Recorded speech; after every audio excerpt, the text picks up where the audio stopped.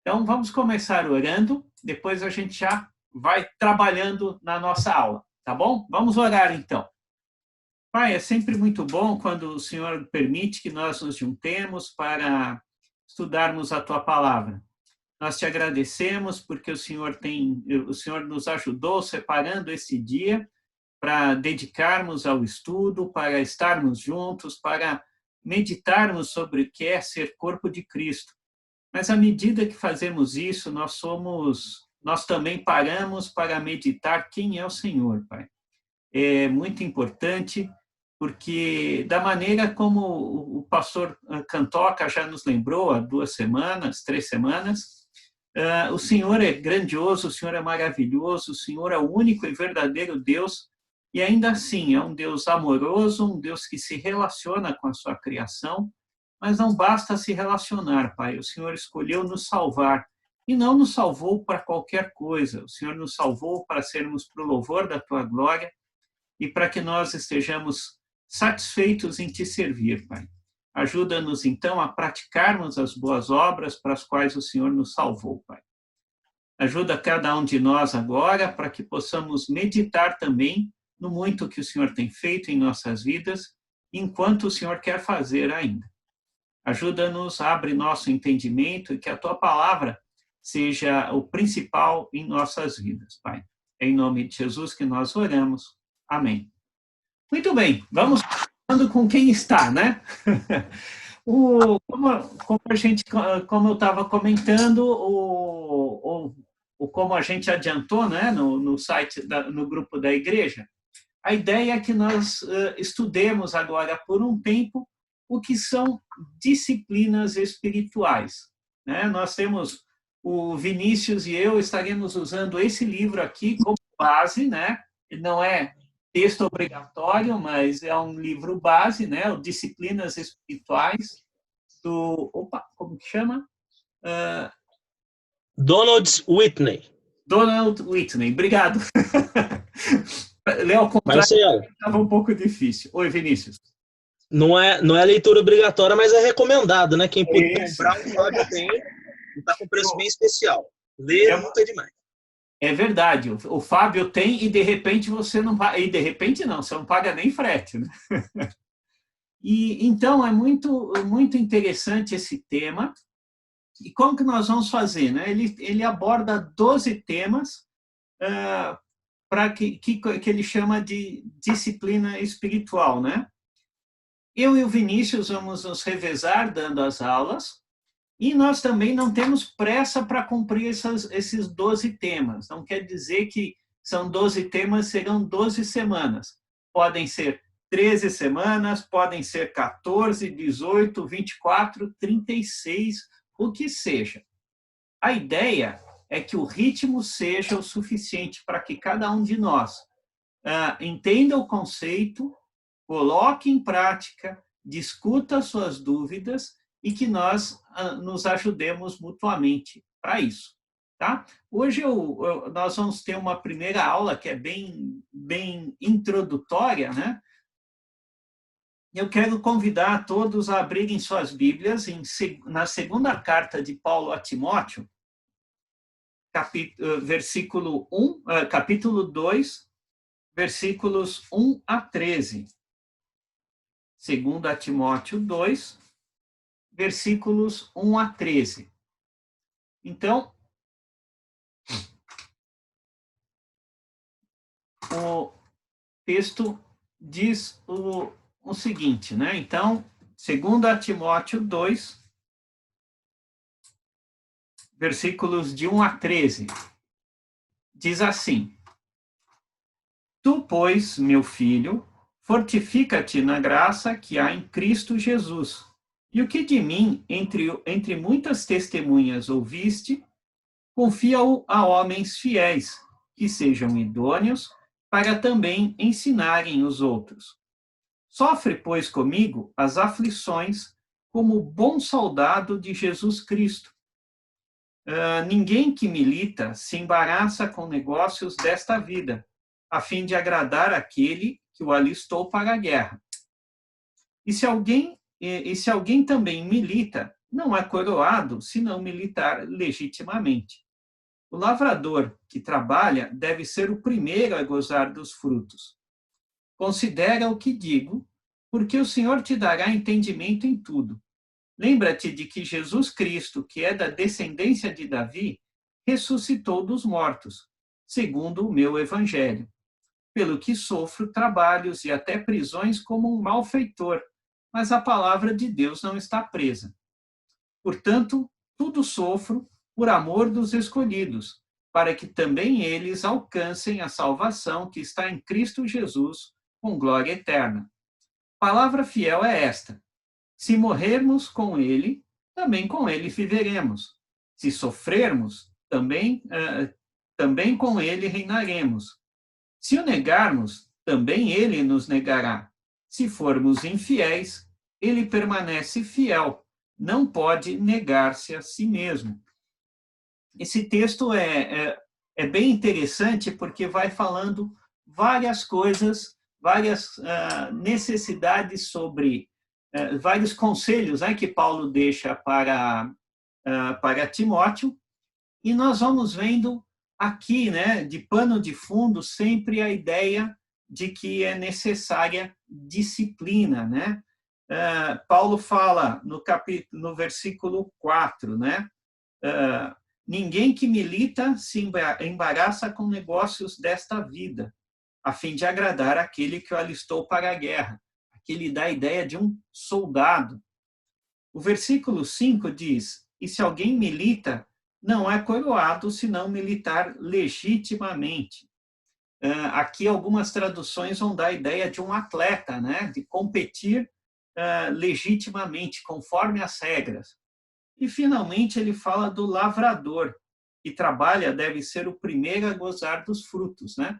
O lavrador, ele trabalha, ele tem que seguir algumas coisas, ele tem que ser disciplinado, prestando atenção a prazos, a preparo. E não é interessante porque Provérbios várias vezes diz assim, né? Olha, não adianta você ser preguiçoso e não plantar não preparar o solo, não plantar na época correta, né?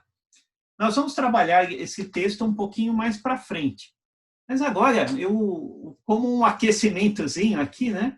Eu gostaria de apresentar para vocês o seguinte, até o pastor Alex pode participar mais ativamente, porque essa ideia ele conhece.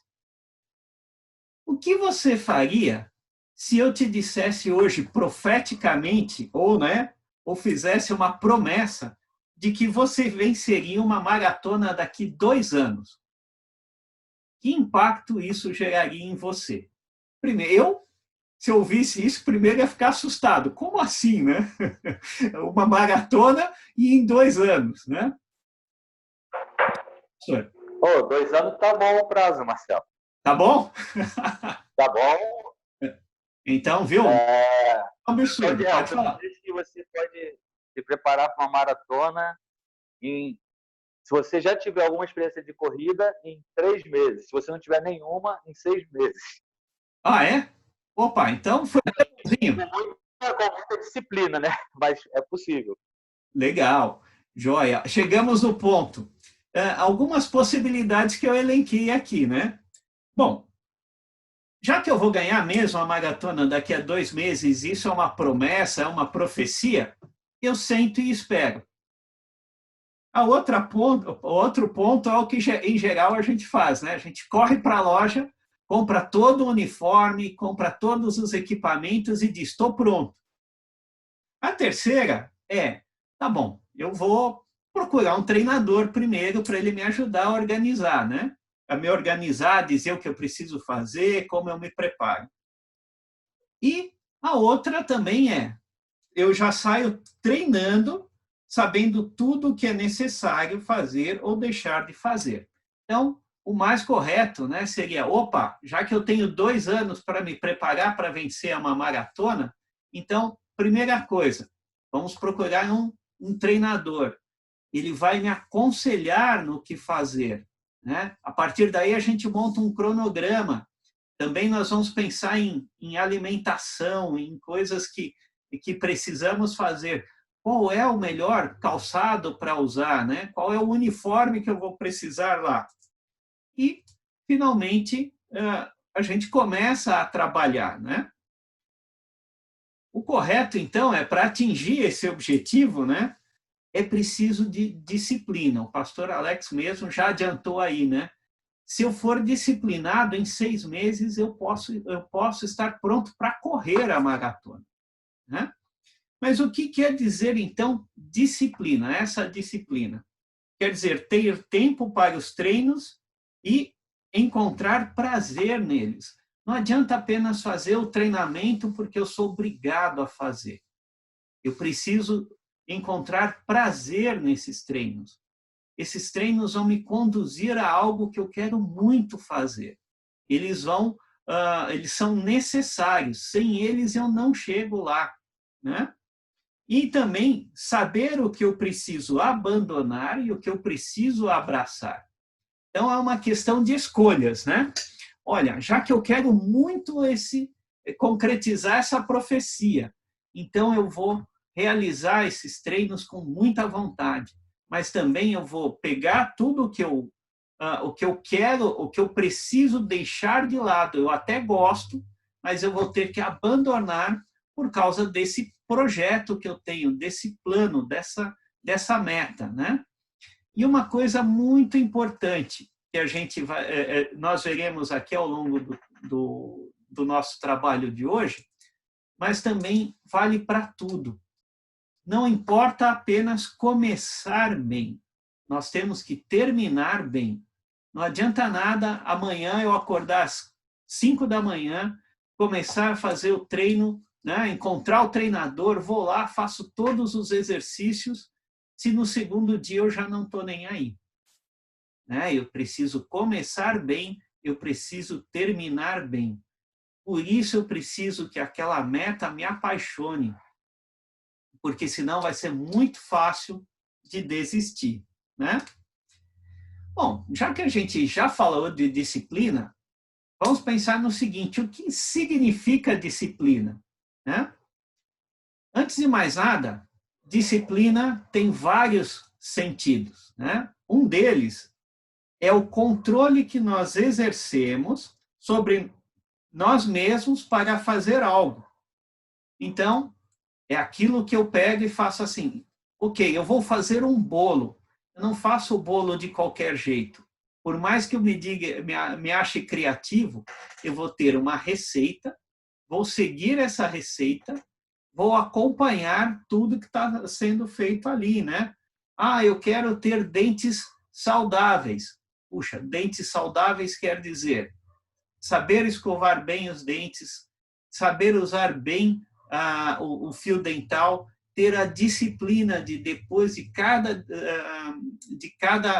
alimentação, usar bem esses equipamentos e sempre tomar cuidado, né? Opa, qualquer coisa que eu sinta de diferente, eu vou lá cuidar deles, né? Outro significado para disciplina também é cada um dos temas ou matérias que compõem um curso. Muito bem, digamos que eu queira ser formado em administração de empresas, né? Existe um currículo, existe um conjunto de disciplinas, de matérias que eu terei que estudar, dominar e ter, no mínimo, uma média 7 para ser aprovado. Então, isso, em geral, está distribuído aí ao longo de 4 anos, e cada um de nós, e aí eu vou ter que cursar essas matérias e tirar essas notas. Isso quer dizer o seguinte: quer dizer que eu vou amar todas as matérias? Não, não quer dizer isso. Mas quer dizer que eu vou suportar aquelas que não são do meu agrado, aquelas que não são tão simples para mim, para atingir o objetivo. Eu não vou desistir delas. Não adianta me formar, eu tirar 10 em 10 matérias e 5 em outras 10. Isso não vai me garantir o diploma, né? Então, disciplina tanto é a maneira como eu garanto, eu me vigio para chegar a algum lugar, quanto um conjunto de matérias ou de conhecimento que eu tenho que dominar, como também é aquilo que nos traz de volta ao caminho, ao objetivo que eu tracei. Isso é uma bússola, um mapa, né? Então, cada vez que eu me afasto do caminho que vai me levar àquele objetivo de ganhar a maratona em 2 anos, aliás, não é nem objetivo, né? É a profecia de que isso vai acontecer, a disciplina é o que me traz de volta, me coloca no centro de novo, né? É aquilo que me garante voltar para o caminho e seguir adiante. Por que a disciplina é importante para nós, para qualquer coisa, né? Porque sem disciplina nós não atingimos nossos objetivos. Não existe decurso de prazo na nossa evolução. Não adianta eu sentar aqui hoje e dizer assim, amanhã eu serei melhor do que hoje, se eu não fizer nada. Não adianta eu dizer que amanhã eu vou conquistar um novo cliente se eu vou ficar aqui sentado sem fazer nada. Não adianta dizer que amanhã eu irei para São Paulo se eu não me preparar para isso e muito menos se eu não sair de casa. Então, eu tenho que ter a disciplina para realizar qualquer coisa na vida. E aí já fica uma primeira coisa para a gente pensar, né? Ainda não estamos falando exclusivamente de disciplinas espirituais, mas pensando nisso que nós acabamos de falar, temos já uma primeira coisa para pensarmos, né? Quais são os meus objetivos, os seus objetivos na vida? O que eu quero? Eu já completei meus 53 anos, né? Para onde eu vou daqui para frente? O que falta eu fazer, né? O que eu quero fazer ainda? Já que uma vez que eu defina esse objetivo, qual vai ser o meu percurso para chegar até esse objetivo? Qual vai ser a minha bússola, o meu mapa? E, finalmente, quanto eu desejo esse objetivo? Não adianta, lembra que nós já falamos, né? Não adianta a gente tentar chegar a algum objetivo se esse objetivo não é um desejo verdadeiro meu. Não adianta pastor Flávio me dizer, você tem que ter esse objetivo. Não adianta a Kermen me dizer, você tem que ter esse objetivo. Se o objetivo não for meu, ele não será convertido em uma paixão, ele não vai me mover. Né? Mas o que estão falando é verdade, eu tenho que ser. Concordo. Mas eu tenho que, se o que estão me apresentando é uma verdade bíblica, mas que eu ainda não realizo, eu tenho que olhar e pedir para que Deus coloque no meu coração esse desejo para chegar lá, para atingir esse objetivo. Né? Então, aí eu trago até para vocês uma primeira pergunta. Nós falamos aqui de disciplina, mas ligados a objetivos. Eu posso ter metas ou objetivos espirituais? E aí, quem quiser participar, fica à vontade. O que vocês acham? Eu posso ou não posso ter objetivos espirituais? Eu devo. Eu também concordo com o Vinícius. Acho que nós devemos ter esses objetivos. Muito bom, legal. Quem mais? Eu acho que se não tiver, ser cristão. Então, Neuza também acha que tem que ter, certo? Sim, se você não tiver uma disciplina, você cai fora, você se perde. Que sem uma disciplina espiritual, sem um momento para você, com a palavra, tudo confrontar a sua vida, você acaba se afastando do caminho do Senhor. Muito bom, legal. Kerlen, como que você vota? Não, tem que ter também.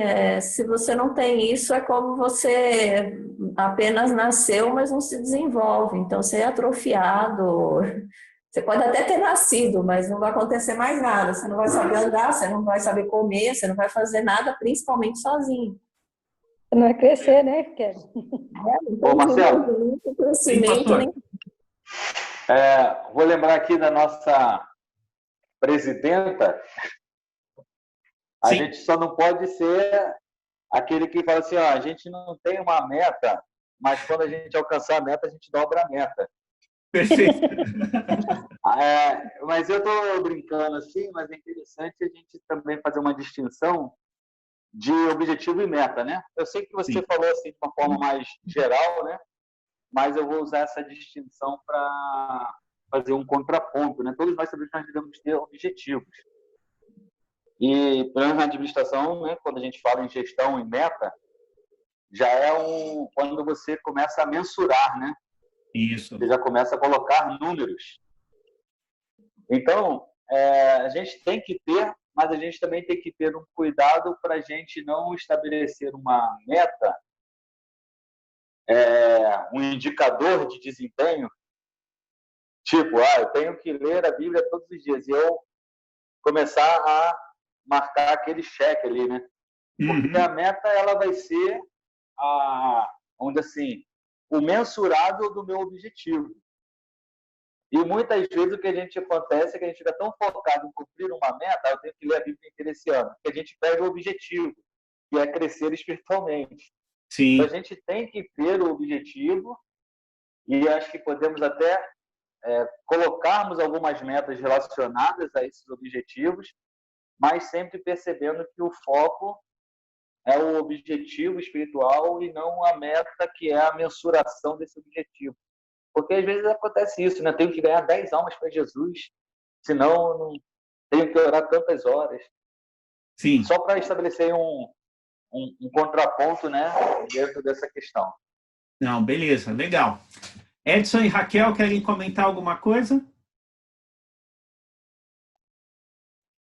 Bom, em crescimento, Marcelo, logicamente nós temos que ter os objetivos, sim. Senão o crescimento fica disperso, né? Foi colocado, por exemplo, nessa pandemia, eu tive o objetivo de participar o mais frequente em estudos para me aprimorar também em conhecimento.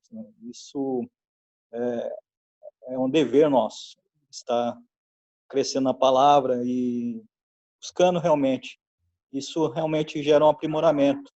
E sem objetivos, como a irmã Neuza colocou, aparece o desânimo, aparece a perda de foco e acaba até passando em branco, desistindo. Né?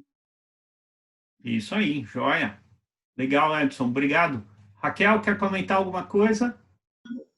Só dizer que eu concordo também com os irmãos, né? Faz parte da nossa vida cristã ter essa disciplina e o objetivo. Joia. Da nossa caminhada com Cristo. Legal. Eu quero comentar com vocês, né, justamente lendo 2 Timóteo, vejam só que interessante como Paulo, lá no finzinho da carta, ele apresenta o objetivo dele, né, ou a meta dele, né, aonde ele queria chegar com a vida dele. Então, 2 Timóteo 4,18, Paulo diz assim, ele está dentro daquele contexto dele dos julgamentos que ele está passando, né? Mas o versículo 18 diz assim: e o Senhor me livrará de toda má obra e guardar-me-á para o seu reino celestial, a quem seja a glória para todos sempre. Amém. Então, o objetivo dele, em tudo que ele enfrentou, né? E estava enfrentando, ele está ali. Essa é a última carta canônica escrita por Paulo, né? E ele diz o seguinte, ele diz, depois de tudo que ele enfrentou na vida, e nós vamos voltar aqui depois, ao longo da carta, nós estamos vendo o que ele está dizendo para Timóteo, né?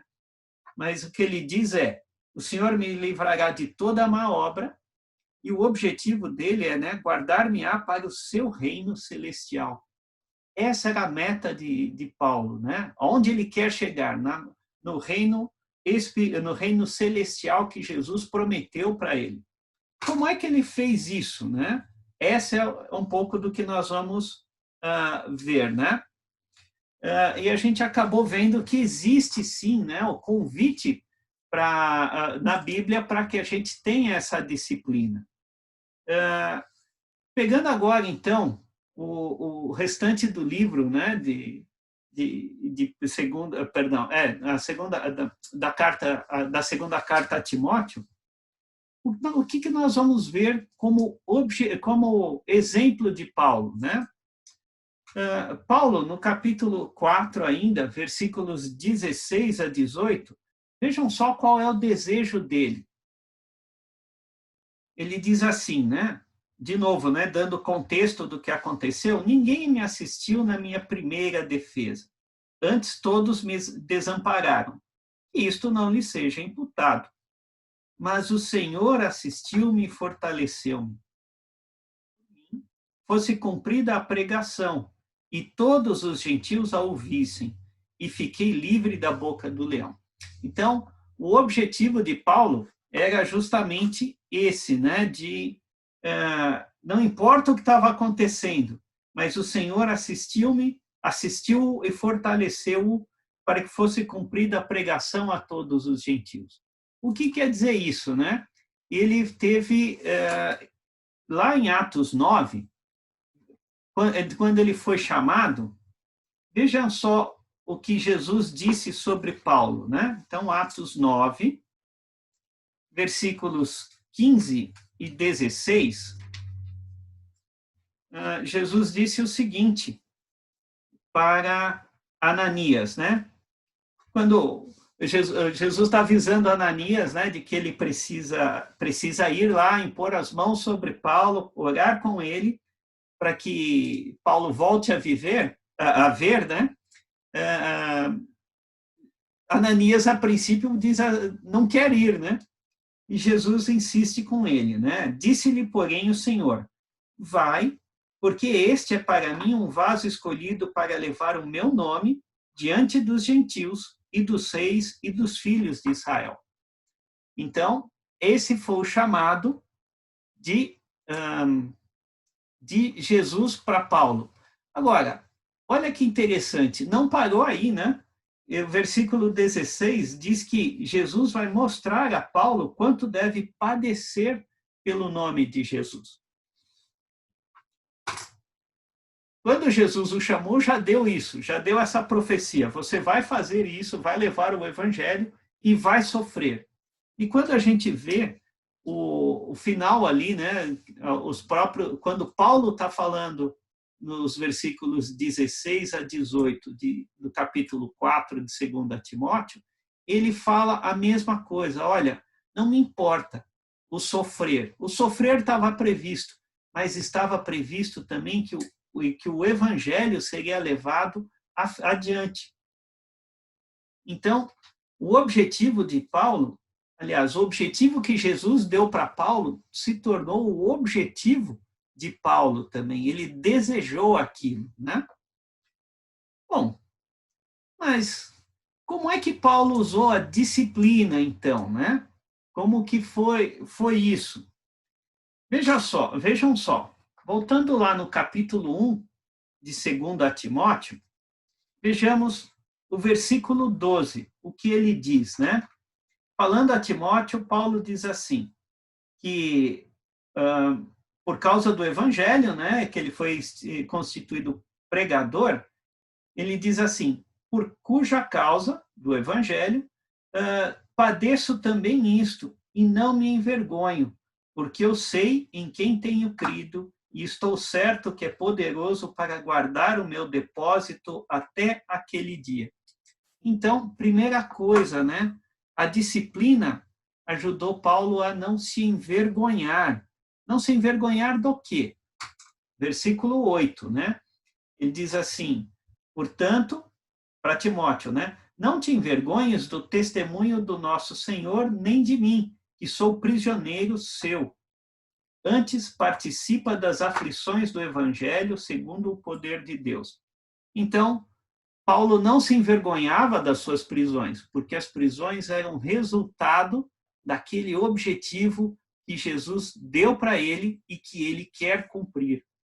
Ele também não se envergonhava das aflições que vinham junto com isso, né? Não eram só as prisões, eram também as aflições, as preocupações, né?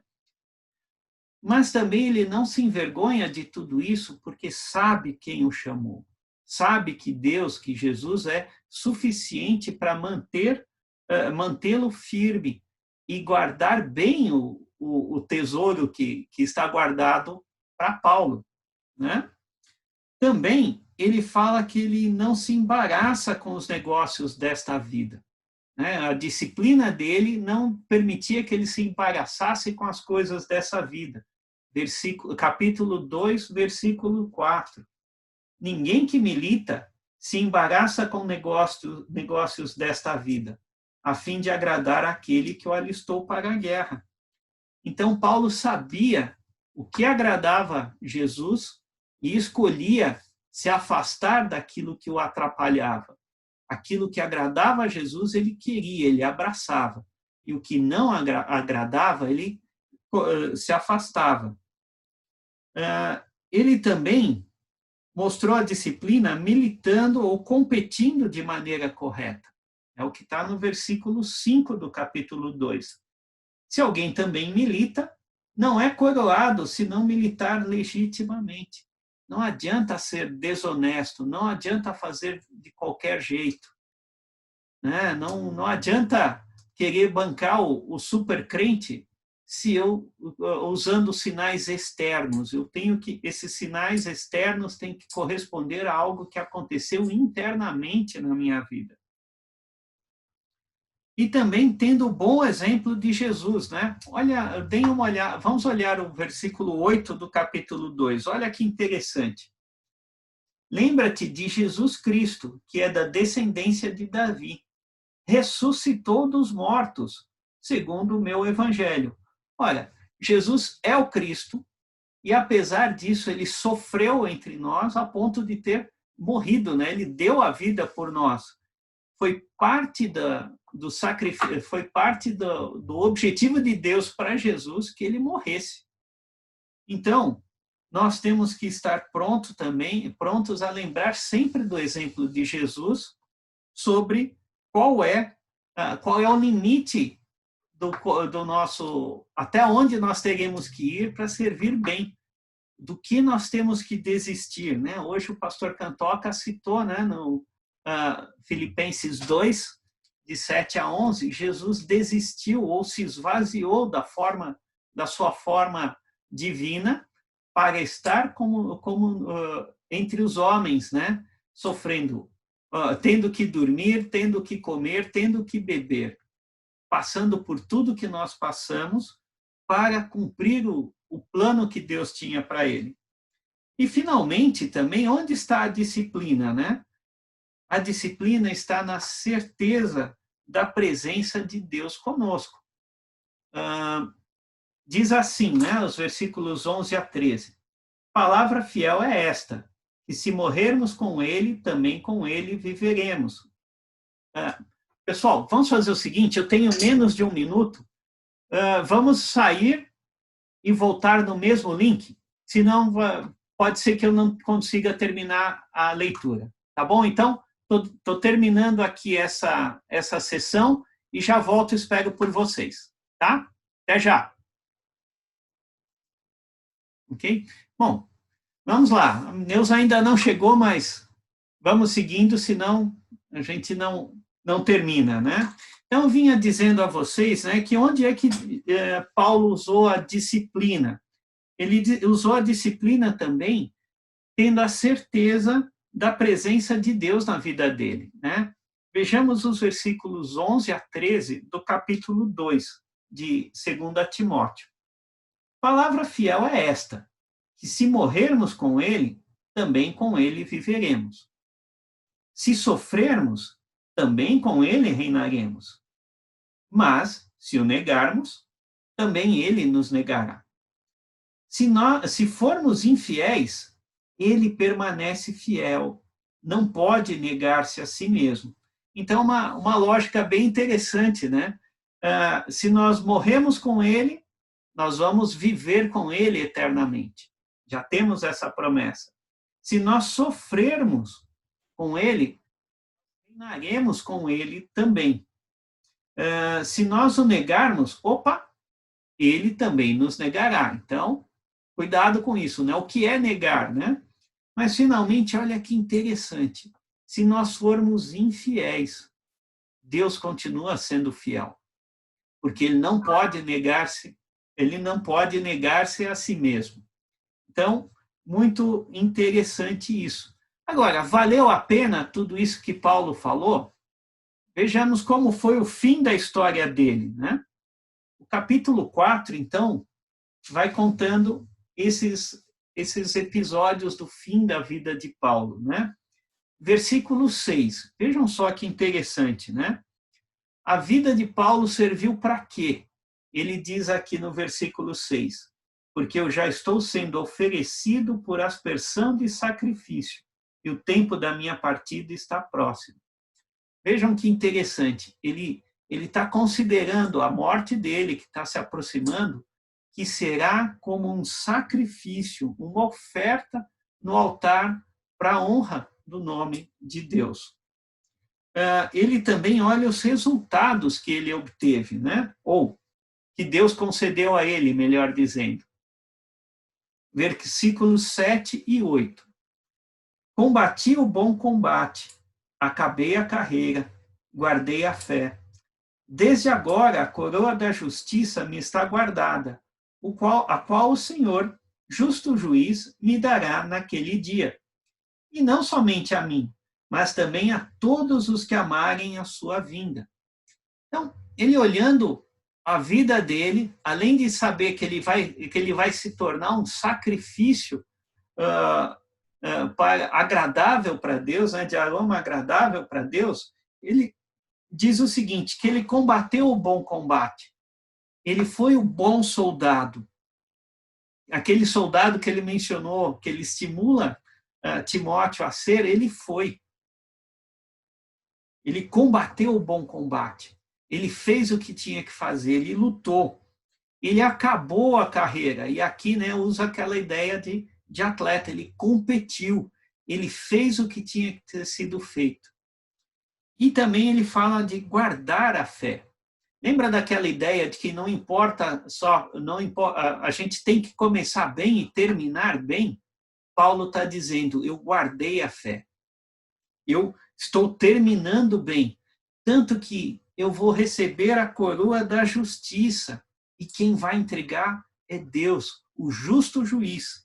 Ele vai olhar tudo isso e vai dizer que eu fui aprovado. E também tem uma outra coisa bem interessante, né? Ao longo da carta, ele ofereceu alguns contrastes entre as opções que ele fez e que ele está ensinando Timóteo a fazer e outras pessoas que não fizeram. Por exemplo, no capítulo 1, versículo 15, ele fala de duas pessoas, né? Ele fala de Fígelo e Hermógenes, que se apartaram de Paulo, se afastaram de Paulo, desistiram da carreira. Ele também fala, no capítulo 2, versículo 17, de Himeneu e Fileto. Vejam só o que esses dois fizeram. E a palavra... então, versículo 16, para dar o conceito, né? O contexto. Evita falatórios profanos, porque produzirão maior impiedade. Himeneu e Fileto não fizeram isso, eles cederam aos falatórios profanos, eles profanaram a palavra de Deus, eles passaram a ensinar coisas erradas, e assim se tornaram mais ímpios do que outros, porque conhecendo a verdade, a trocaram por uma mentira. Eles apostataram da fé. E tem um outro personagem ainda, no capítulo 4, versículo 10,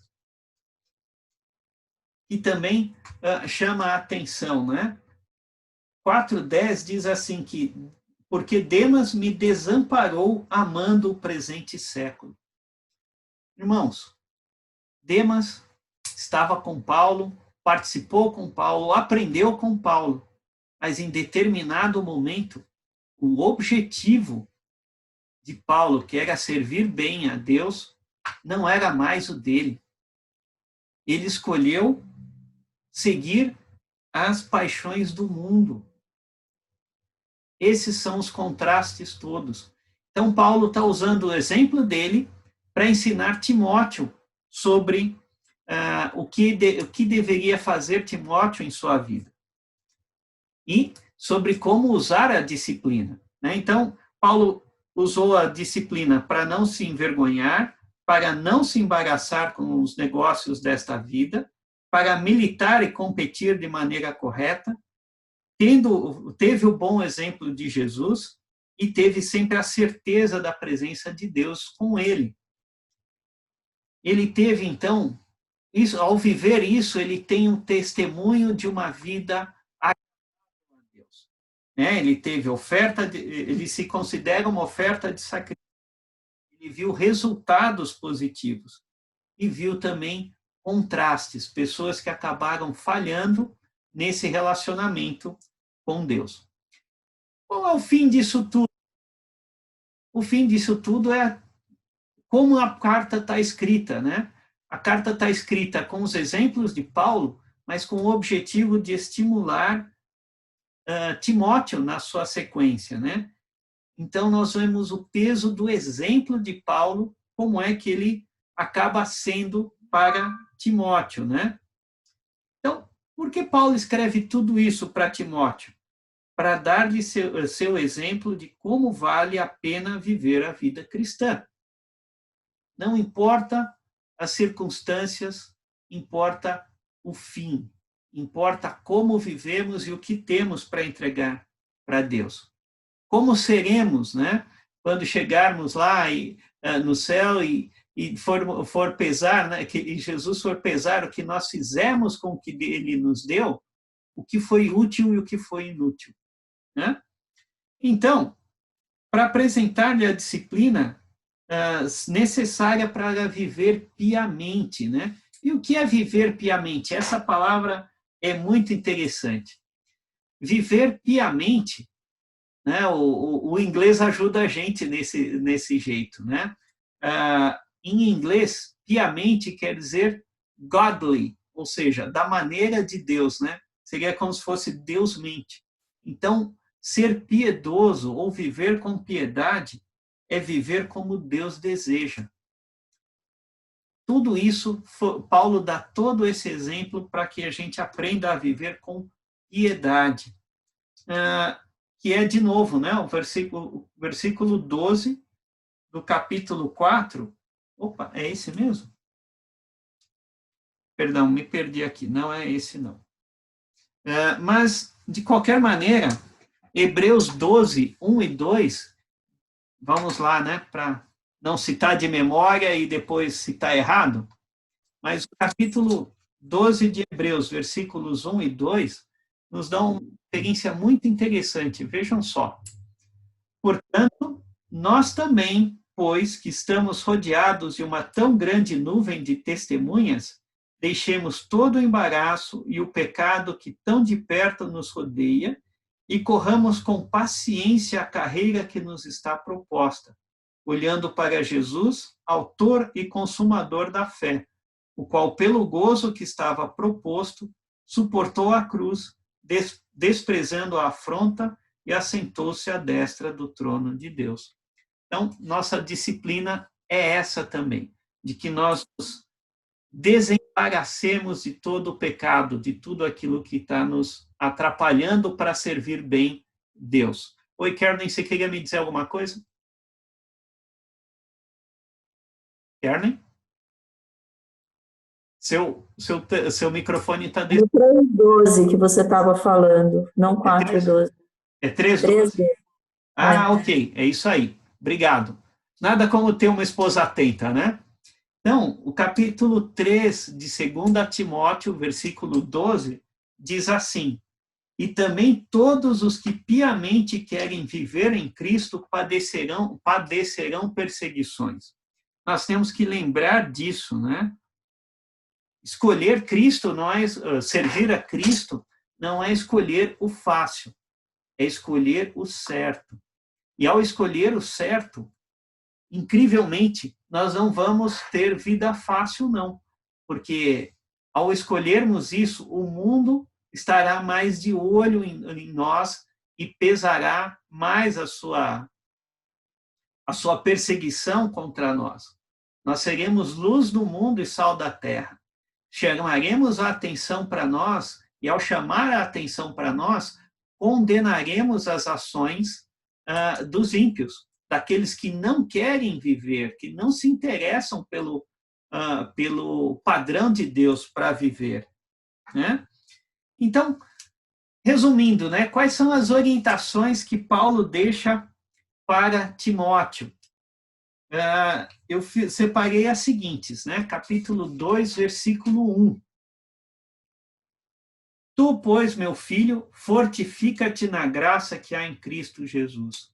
Então, nós temos que nos fortificar na graça de Cristo. É a graça de Cristo, o favor imerecido de Cristo em nós que nos capacita a seguir adiante, a buscar a meta de fazer a vontade de Deus. Nós temos também que compartilhar os ensinos com homens fiéis, versículo 2 do capítulo 2. E o que de mim, entre muitas testemunhas, ouviste, confia-o a homens fiéis, que sejam idôneos para também ensinarem os outros, porque nós vamos precisar desses homens no futuro para nos ajudarem nos momentos difíceis. Aquele momento em que nós nos sentirmos desamparados, desamparados não, mas desanimados, é que nós vamos precisar dessas pessoas para olhar para nós e nos dizerem: vamos lá, Marcelo, nós estamos juntos, vamos fazer essa obra, vamos para diante. Esse é o sentido do corpo de Cristo, né? Nós também temos que saber que nós temos que sofrer as aflições. Não adianta tentar fugir delas, né? Versículo 3 do capítulo 2. Sofre, pois, comigo as aflições como bom soldado de Cristo. O bom soldado não tem vitória sempre, não, né? Ele vai ter momentos difíceis. E, às vezes, até para ter a vitória, ele vai passar por algumas privações complicadas, porque a situação de uma campana ou de uma armadilha, né, para o exército adversário pode impor a nós alguns sacrifícios, né? E, finalmente, eu gostaria de destacar a parte de apresentar-nos aprovados, né? E aí, usando aquela ideia que eu estava dizendo para vocês, né? Para receber o diploma, né, de aprovado no curso da vida cristã, o que eu preciso ter, né? Versículos de 15 a 26 do capítulo 2. Vejam só. Procura apresentar-te a Deus aprovado, como obreiro que não tem de que se envergonhar, que maneja bem a palavra da verdade, mas evita os falatórios profanos, porque produzirão maior impiedade. E a palavra destes roerá como gangrena, entre os quais são Himeneu e Fileto, os quais se desviaram da verdade, dizendo que a ressurreição era já feita, e perverteram a fé de alguns. Todavia, o fundamento de Deus fica firme, tendo este selo: o Senhor conhece os que são seus, e qualquer que profere o nome de Cristo, aparte-se da iniquidade. Ora, numa grande casa, não somente há vaso de ouro e de prata, mas também de pau e de barro, uns para a honra, outros, porém, para a desonra. De sorte que, se alguém se purificar destas coisas, será vaso para a honra, santificado e idôneo para o uso do Senhor, e preparado para toda boa obra. Foge também dos desejos da mocidade, e segue a justiça, a fé, o amor e a paz, com os que com coração puro invocam o Senhor. E rejeita as questões loucas e sem instrução, sabendo que produzem contendas. E ao servo do Senhor não convém contender, mas sim ser manso para com todos, apto para ensinar, sofredor, instruindo com mansidão os que resistem, a ver se porventura Deus lhes dará arrependimento para conhecerem a verdade e tornarem a despertar, desprendendo-se dos laços do diabo, em cuja vontade estão presos. Então, a parte da aprovação, né, passa pelo seguinte, passa por evitar falatórios profanos, passa por evitar coisas que vão atrapalhar que não serão boa doutrina. Fala também em fugir das paixões da mocidade. É engraçado porque fala da mocidade, dá a impressão que nós que temos um pouquinho mais de experiência estamos fora. Mas vejam só o que ele diz, né? Quando ele fala de fugir dos desejos da mocidade, a contrapartida disso se eu fujo dos desejos da mocidade, eu sigo a justiça, a fé, o amor e a paz. E sou como aquele que tem coração puro para invocar o Senhor, né? Então, é curioso isso. Não é só a paixão da mocidade, parece que é tudo aquilo que nos move ainda, né? Ou que move o nosso homem natural. E rejeitando questões que produzem contenda, né? Eu não preciso contender, e eu tenho que instruir com mansidão. E, finalmente, pregar a palavra, versículo 2 do capítulo 4, né? Que aí sim diz assim, que pregues a palavra, instes a tempo e fora de tempo, redarguas, repreendas, exortes com toda a longanimidade e doutrina. Então, era isso que eu tinha para compartilhar com os irmãos sobre as disciplinas espirituais, sobre a necessidade delas. E a partir da semana que vem, a gente começa, então, fazendo olhando a primeira das disciplinas. Tá bom? Querem aproveitar e fazer alguma pergunta, alguma observação? Temos um pouquinho de tempo aí.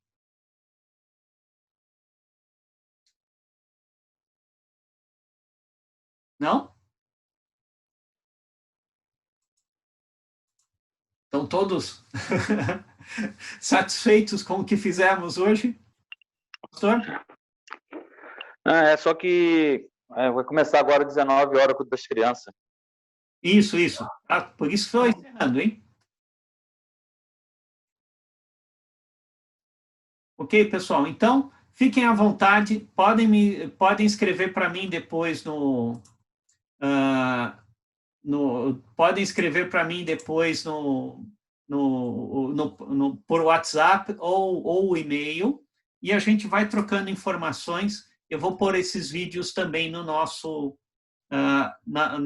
vou pedir para o Vinícius colocar lá para que as pessoas possam assistir depois. Tá bom? Obrigado a todos. Vamos orar, então, encerrando, e nos prepararmos para o culto de logo mais às 18h30, ou quem tem crianças já, né, Raquel, das 18. Desculpa pelo atraso, hein? Okay, vamos orar, então.